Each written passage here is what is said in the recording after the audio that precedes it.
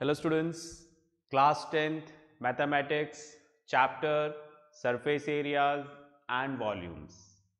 Class 10th में हम लोग पढ़ रहे हैं यहाँ पर कॉम्बिनेशन ऑफ सॉलिड्स.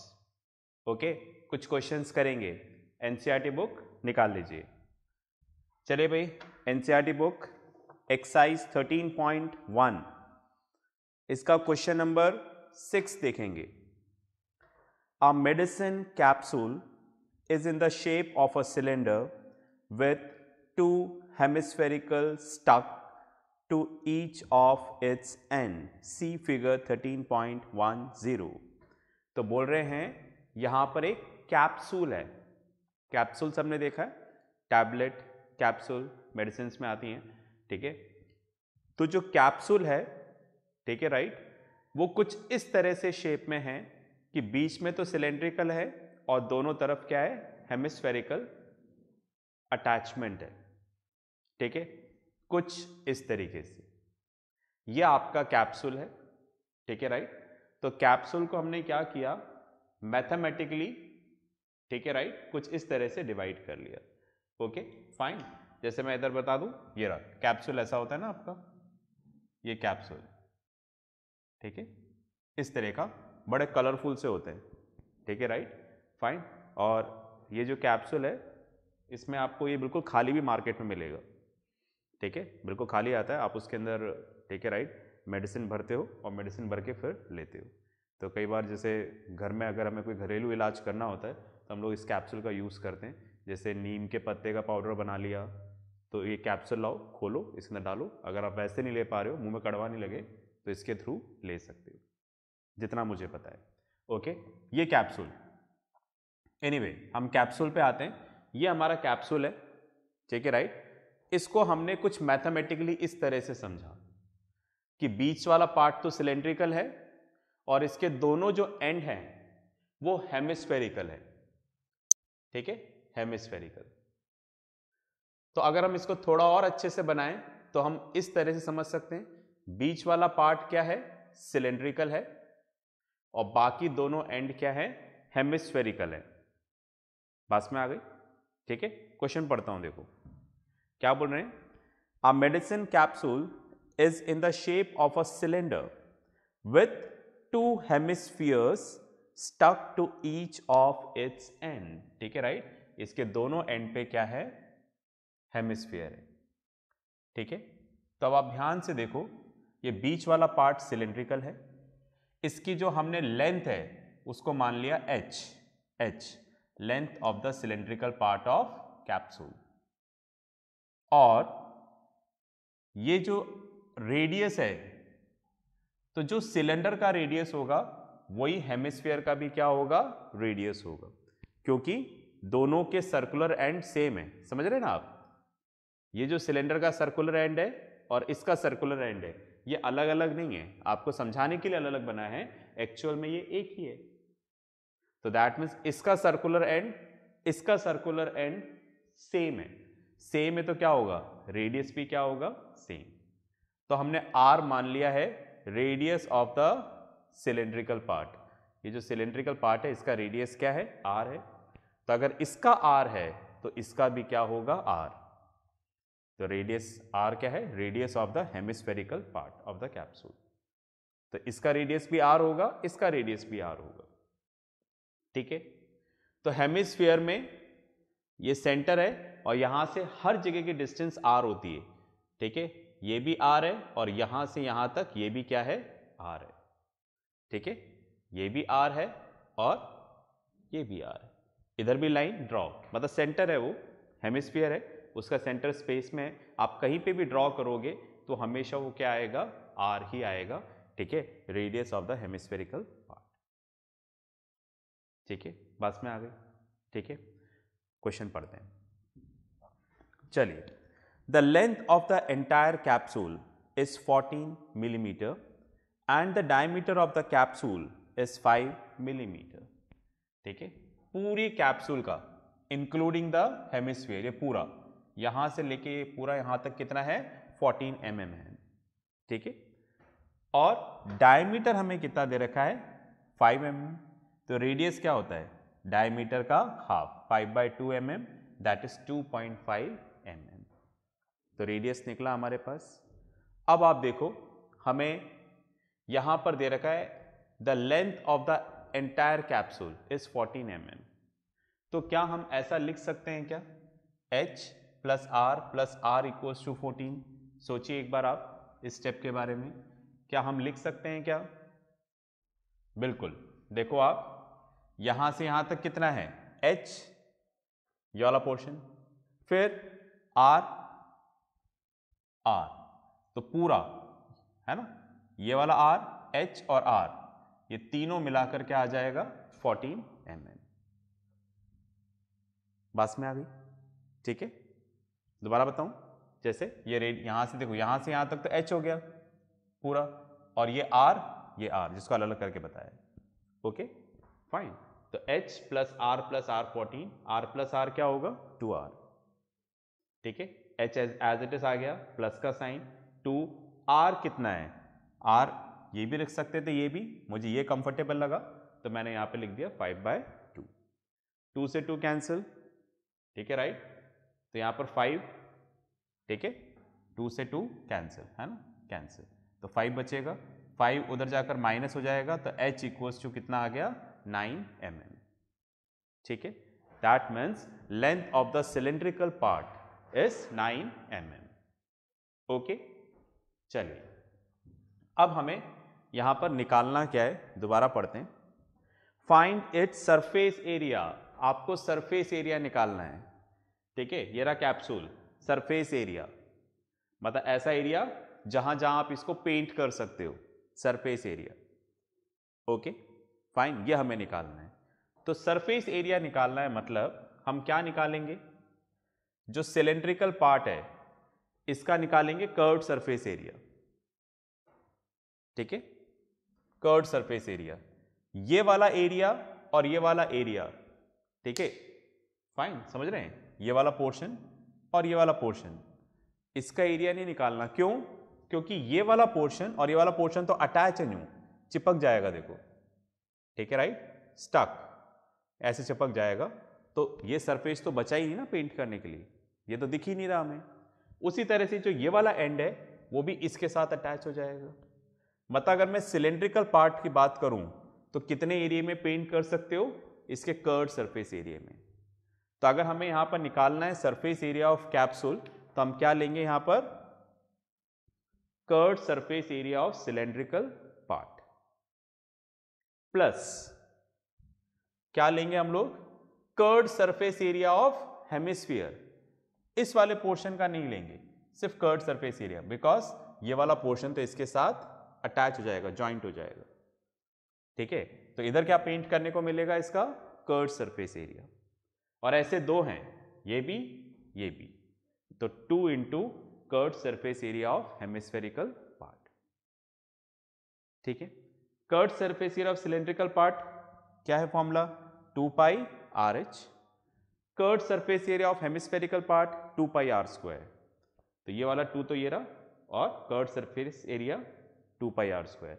इन दोनों में से 2 पाई आर कॉमन ले लिया, तो आप देखो यहां से हमने ये ले लिया 2 पाई आर, तो इधर क्या बचेगा h, यहां से ले लिया 2 पाई आर, तो क्या बचेगा 2 और एक r, तो 2 pi r h plus 2r। Common लेने से क्या होता है, थोड़ी कैलकुलेशंस कम हो जाती है, ठीक है। आगे आते हैं, ठीक है। 2 पाई की जगह हमने क्या रख दिया 22/7, कुछ नहीं दे रखा था तो वी कैन पुट 22/7, ठीक है। r इज 5/2, h 9 हम पहले ही निकाल चुके हैं, ये रहा, ठीक है, एंड अगेन रेडियस 5/2। ओके, तो 2 से 2 कैंसिल, तो 9 + 5, ठीक है राइट। इधर 2 से 2 कैंसिल, तो क्या बचेगा 22/7, 5, कोई साइन नहीं है तो मल्टीप्लाई का साइन है, 22/7, 5 इंटू 9 + 5 कितना हो गया 14, ठीक है। 7 से कैंसिल हो जाएगा, 7 इंटू 2 14, तो क्या आ जाएगा 22, 5, 2, तो 22 इंटू 10, तो 220 मिलीमीटर स्क्वायर, mm स्क्वायर। तो ये है हमारा surface area of capsule. I hope आपको समझ में आया होगा। पॉज करके लिखें, फिर अपन आगे बात करेंगे।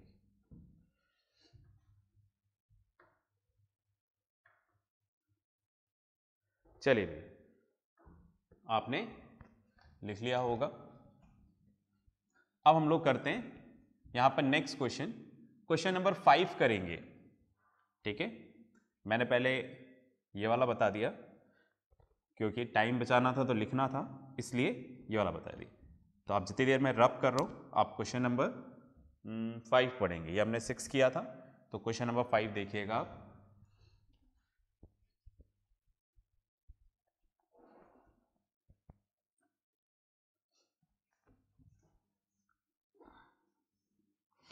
चलिए इसको रब कर देते हैं।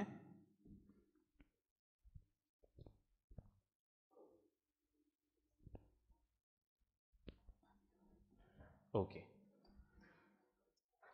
देखते हैं क्वेश्चन नंबर 5 क्या बोल रहा है। Question number 5, a hemispherical depression is cut out from one face of a cubical wooden block such that diameter L of the hemisphere is equal to the edge of the cube। ठीक है, तो क्या बोल रहे हैं, देखो यहां पर हमें एक क्यूब ले लेना है। ठीक है, ये क्यूब ले लिया हम लोगों ने, राइट।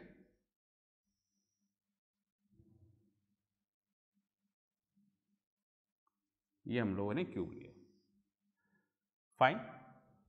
तो क्यूब में जो सारी एजेस हैं वो इक्वल होंगी। तो हमने मान लिया, यहां पर मान क्या लिया है, क्वेश्चन में दे रखा है इसकी एज क्या है, एल, सारी एल है, length L, breadth L, height L, discuss कर चुके हैं हम लोग फॉर्मूले में। अब क्या बोल रहे हैं, यहां पर एक हेमिस्फेरिकल डिप्रेशन क्रिएट करना है। हेमिस्फेरिकल डिप्रेशन किसी एक फेस से, हमने ऊपर वाला फेस ले लिया, और हेमिस्फेरिकल डिप्रेशन क्रिएट करना है। और डिप्रेशन किस फॉर्म में है, हेमिस्फेरिकल फॉर्म में है। ठीक है, इस तरह से समझ गए ना, मतलब इस क्यूब के अंदर एक गड्ढा करना है। आप ऐसा मान लो गड्ढा करना है, कैसा गड्ढा करना है, ठीक है, राइट, हेमिस्फेरिकल गड्ढा करना है।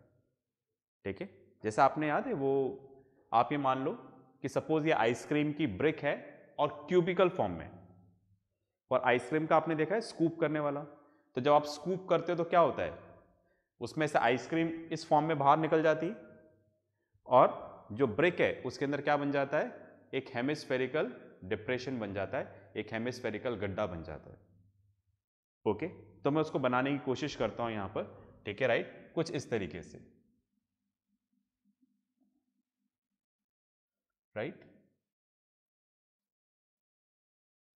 मैं अपनी ड्राइंग इंप्रूव करने की कोशिश कर रहा हूं।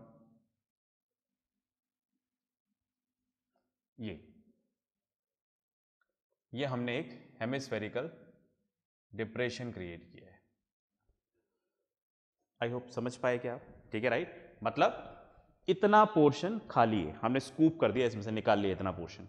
ठीक है, हमारे पास एक इंस्ट्रूमेंट था, आप इस तरह से माने जैसे आइसक्रीम स्कूप करने के लिए आता है, तो हमने इसका एक फेस लिया ऊपर से और इतना इसमें से एक डिप्रेशन क्रिएट कर लिया। ठीक है, राइट, एक गड्ढा कर दिया। समझ पा रहे हैं। ठीक है, और ये जो हेमिस्फेरिकल डिप्रेशन क्रिएट किया, इसका जो डायमीटर है वो किसके बराबर है, इसके एच के बराबर है, क्यूब के। ठीक है, मतलब ये जो सर्कल है, ठीक है, राइट, जो यहां पे जनरेट हो रहा है, ठीक है, राइट, तो यहां पर ये जो डायमीटर आएगा वो इसके एच के बराबर है। इसलिए मैंने हेमिस्फीयर के जो एंड्स हैं उसको क्यूब की एजेस के साथ टच करवा दिया। बात में आ गई। ठीक है, राइट, तो यहां पर यहां से यहां तक की लेंथ कितनी है, एल है, डायमीटर। ओके, मतलब हम ऐसा लिख सकते हैं यहां पर, ठीक है, H of the cube is L and diameter of the hemispherical depression equals to L. ठीक है, दोनों सेम है, तो रेडियस क्या हो जाएगा? तो रेडियस हो जाएगा L अपॉन 2। ठीक है, radius R is equals to L upon 2। समझ रहे मेरी बात?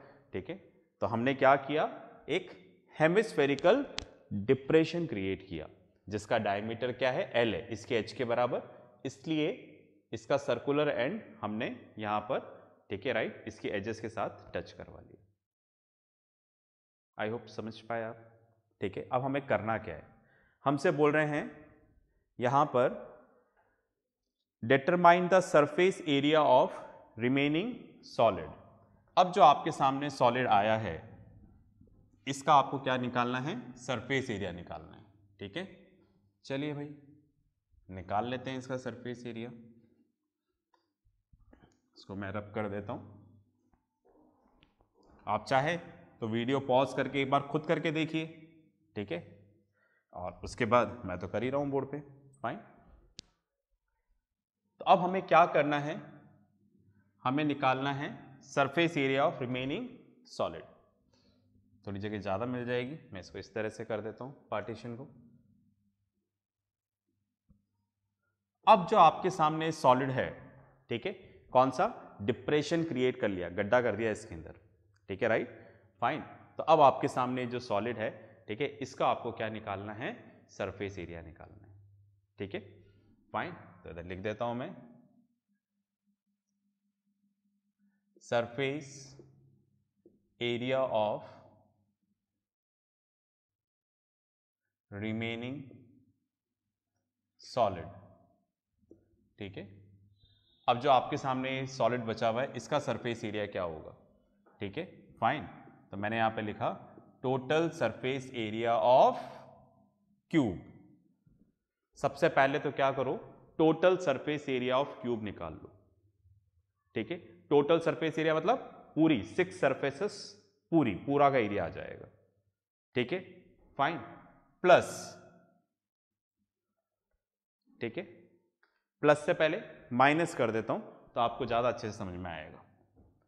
ठीक है राइट, अब मैं बोल रहा हूं माइनस। क्या माइनस करना है? जब मैंने क्यूब का सरफेस एरिया निकाला,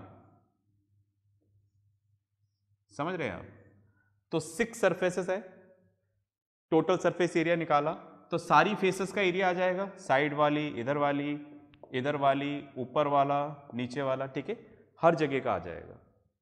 तो मैंने तो यहां पर टोटल सरफेस एरिया ले लिया, बट आप देखो यहां पर गड्ढा करने की वजह से, एक डिप्रेशन क्रिएट करने की वजह से इतना सरफेस तो गायब हो गया। बात में आ गई? अगर हम सरफेस की बात कर रहे हैं तो इतना सरफेस तो हमने हटा ही दिया है सर्कल के बराबर, तो टोटल सरफेस एरिया में तो पूरा आ गया राइट। पर एक्चुअल में हम इतना सरफेस क्या कर चुके हैं? हटा चुके हैं। अगर हटा चुके हैं तो हम इसको माइनस कर लें, फाइन, एरिया ऑफ सर्कल। समझ में आया कि बात? ठीक है, अगर मैं टोटल सरफेस एरिया निकालता हूं, सारी फेसेस का पूरा एरिया आ जाएगा राइट, बट हमने यहां पर एक गड्ढा कर दिया। ठीक है, तो ये ऊपर वाला तो सर्कल के बराबर का एरिया क्या हो चुका है? जा चुका है, इसलिए हमने माइनस कर दिया। ठीक है, तो एरिया ऑफ सर्कल प्लस, अब मैं प्लस क्यों कर रहा हूं भाई? माना कि ये सर्कल आपने गायब कर दिया, पर क्या हो रहा है? सरफेस एरिया मतलब जहां जहां पेंट कर सकते हो। ठीक है, तो सारी जगह पेंट कर सकते हैं, ये गायब हो गया। पर गड्ढा करने की वजह से अब यहां पर क्या हो गया? अंदर भी तो एक एरिया क्रिएट हो गया जहां पर आप पेंट कर सकते हैं। समझ रहे हैं? अब ये जो गड्ढा क्रिएट हुआ है यहां पर, इसके अंदर भी तो पेंट होगा। ओके, बात में आ रही है? तो क्या मैं ऐसा लिख दूं यहां पर, curved surface area of hemispherical depression? बात में आ गई? ठीक है, तो ये तो हट गया, पर एक गड्ढा अंदर बना दिया है, तो पेंट करने की एक और जगह यहां पर क्रिएट हो गई। ओके फाइन, चलिए बात समझ में आ गई होगी आपको। चलिए अब वैल्यूज रख देते हैं। टोटल सरफेस एरिया क्या होता है, 6 h square, area of circle pi r square, curve surface area of hemispherical depression, curve surface area हो गया 2 pi r square, 2 pi r square pi r square, ठीक है राइट। 6 एच स्क्वायर, ठीक है right, ये माइनस हो जाएगा, समझ में आ गया ना क्यों, या तो फिर इसको आगे पीछे कर लो या फिर इसके आगे कुछ भी नहीं है तो क्या मान लो 1, ठीक है। तो 2, दोनों का ये वाला पार्ट सेम है ना, तो 2 माइनस 1 तो क्या आ जाएगा प्लस पाई आर स्क्वायर, ठीक है राइट। अब एच हमें क्या बोला है, L, edge of the cube L, और रेडियस हमें क्या बोला है, एल अपॉन 2 स्क्वायर, ठीक है फाइन। आगे चलते हैं, 6 L square plus pi L square upon 4, ठीक है ना, एल का स्क्वायर एंड 2 का स्क्वायर। अब इधर कर ले, चलो इधर एक और स्टेप कर सकते हैं, एलसीएम ले लेते हैं, 24 L square plus pi L square upon 4। LCM नहीं लेना नहीं आता है तो टीचर इंचार्ज से पूछिएगा। अब यहां से 4 कॉमन ले सकते हैं, इन दोनों में से एल स्क्वायर कॉमन ले सकते हैं, तो एल स्क्वायर कॉमन ले लिया, 4 कॉमन ले लिया, तो यहां पर क्या आज बचेगा 24 प्लस 5, ठीक है राइट। पाई को मैंने सॉल्व नहीं किया है क्योंकि एनसीईआरटी बुक में ऐसा ही आंसर आपको दे रखा है, ठीक है राइट। एग्जाम में आप पाई को भी सॉल्व जरूर करिएगा, 22/7 रख के कर लीजिएगा, जितना सॉल्व कर सकते हैं उतना सॉल्व करिएगा, ठीक है। हाँ अगर एग्जाम में क्वेश्चन बोलते हैं, ठीक है, give the answer in the form of pi, तो सही है, ये नहीं बोला है तो आप पाई की वैल्यू रखें और सॉल्व करें, ठीक है। So right now this is the answer, okay. Pause करके लिखें फिर आगे बात करते हैं।